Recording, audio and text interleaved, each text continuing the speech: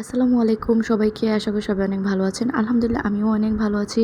তো গতকালকে জায়ানের বাবা সদর থেকে আসার সময় ১ কেজির মতো খাসির মাংস এনেছিল। এটা স্বপ্ন থেকে নেওয়া হয়েছে।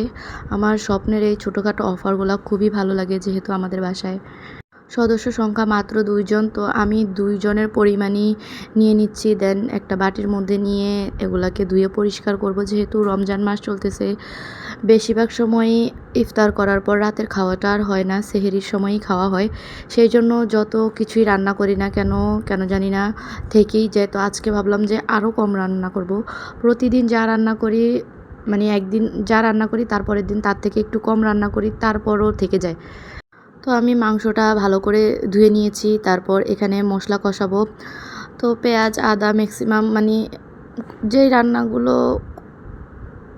করতে যা যা লাগে, মানে ওইগুলোই দিচ্ছিলাম। পেঁয়াজ, রসুন, আদা, একটুখানি তেল, হলুদ, মরিচ, মশলাগুলো ভালো করে কষিয়ে দেন মাংসটা দিয়ে মাংসটা কষাবো। আল্লাহ পাক রব্বুল আলামিন আমাদের সবাইকে রমজান বা রোজা রাখার তৌফিক দান করুক। আর এইবার রমজান কেন জানি না আমার কাছে খুবই ভালো লাগতেছে, তেমন একটা কষ্ট লাগতেছে না। আবহাওয়াটাও কেমন জানি একটা, না শীত না গরম, অত একটা বেশি গরম না। মানে প্রতি বছর যেমন অনেক গরম থাকে, এই বছর গরমের মাপটা একটু কম। তো এখানে আমি মশলা কষাচ্ছিলাম, তারপর জায়ান আসলো, জায়ানকে একটু খাইয়েছিলাম, তারপর আবার রান্নাঘরে চলে আসলাম। যেহেতু জায়ান ছোটো মানুষ, আর এখন রমজান মাস তেমন একটা কেউই বাসা থেকে বের হয় না, সবাই বাসায় থাকে। আর আগে যেহেতু অন্য সময়ে দেখা যেত দুপুরে রান্নাবান্না করে বিকালবেলা সবাই একটু ছাদে যেত বা নিচে যেত, রমজান মাস আসাতে বিকালবেলা টুকটাক সবাই রান্না করে, যার কারণে সারাদিনই জায়ানের সাথে মিঞ্জু, আমি বা জায়ানের বাবা খেলা করি, বা ও বাসার মধ্যে থাকতে থাকতে একটু বিরক্ত হয়ে যায়। তো রান্নাবান্না বসিয়ে দিয়ে বিকেলবেলা দেখা যায় ওকে নিয়ে ছাদে চলে যাই বা একটু নিচে গিয়ে হেঁটে আসি। তো আমি এখানে মাংসের মশলা কষাচ্ছিলাম। আর আমার আম্মু সবসময় বলবে আমি নাকি মাংসের মশলা একটু বেশি কষাই বা মাংসটা একটু বেশি কষাই।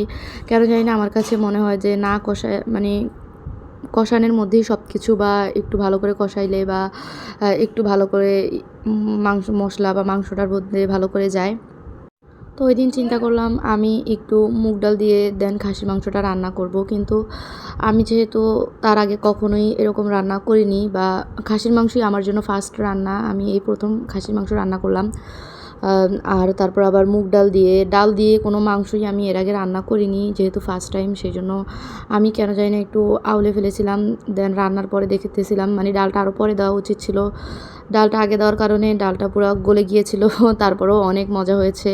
জায়ানের বাবা এমনিতে কখনোই বলে না রান্না মানে ভালো খারাপ, কিন্তু ওই দিন বলতেছিল যে রান্নাটা অনেক মজা হয়েছে। উনি কখনোই রান্নার খুঁত ধরে না, মাশাল্লাহ।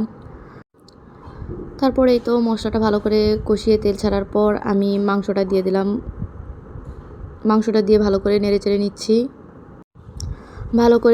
নিচ্ছি। আর যেহেতু আমার বাসা থেকে সদর বা কাছাকাছি স্বপ্নগুলা অনেকটাই দূরে, সেই জন্য আমার ওই রকম অফারগুলো নেওয়া হয় না। কিন্তু জায়ানের বাবা কেন জানি না হঠাৎ করে ওনার ইচ্ছে হলো, তো উনি নিয়ে নিল। আর ওই দিন 5টা বিটরুট এনেছিল, তাও 25 টাকা দিয়ে। এটা দেখে আমি খুবই অবাক হয়ে যাই যে স্বপ্নতে এত বড় ডিসকাউন্ট বা এত বড় অফার দিচ্ছিল। তো আমি এতগুলো বিটরুট, মানে আমাদের বাসায় বিটরুট ওইরকম একটা কেউ খায় না বা পছন্দ করে না, জায়ানের বাবা একটু খায়। তো সেই জন্য আমি ওগুলাকে কুচি করে শুকাতে দিয়ে দিয়েছি। তারপরে শুকিয়ে আসলে এগুলাকে আমি ব্লেন্ডারে গুঁড়ি করে রেখে দেবো, যাতে যখন বিটরুটের সিজন না থাকে ওই গুঁড়িগুলা দিয়ে উনি শরবত বানিয়ে খেতে পারে।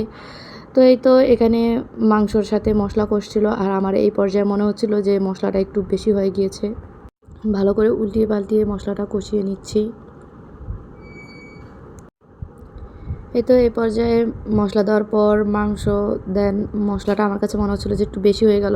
কিছুক্ষণ পরে দেখলাম যে না, যখন মাংসটা পুরোপুরি কষে এসেছিলো তখন বোঝা যাচ্ছিলো যে না, মশলাটা ঠিক মতোই ছিল, অত একটা বেশি হয়নি। আর যেহেতু আমার বাসায় বড় কেউ ছিল না, বা ওই দিন কেন জানি না মনেও হয়নি যে ইউটিউব দেখে দেন আমি মাংসটা রান্না করি। হুট করেই মানে মাথায় আসলো, আমিও নিজের মতো করে রান্না করে নিলাম। চিন্তাও করিনি ডাল দিলে কীরকম হবে বা খেতে কখন। দেন এই পর্যায়ে মাংসটা পুরো কষে গিয়েছিল, ঝোলও টেনে গিয়েছিল। তো আমি ভাবলাম যে এখনও সিদ্ধ, মানে 30% সিদ্ধ হয়ে গেছে, বাকিটা প্রেশার কুকারে দিয়ে সিদ্ধ করে নেব। আমি এখানে কোনো পানি ইউজ করিনি, মশলার সাথে যেটুকু কষেছিল দেন এখন আমি একটুখানি পানি আর ডালটা দিয়ে প্রেশার কুকারে দিয়ে দেবো। এই পর্যায়ে আমার ভুল হয়ে যায়, এটা সঙ্গে সঙ্গে দেওয়াতে গলে গিয়েছিল।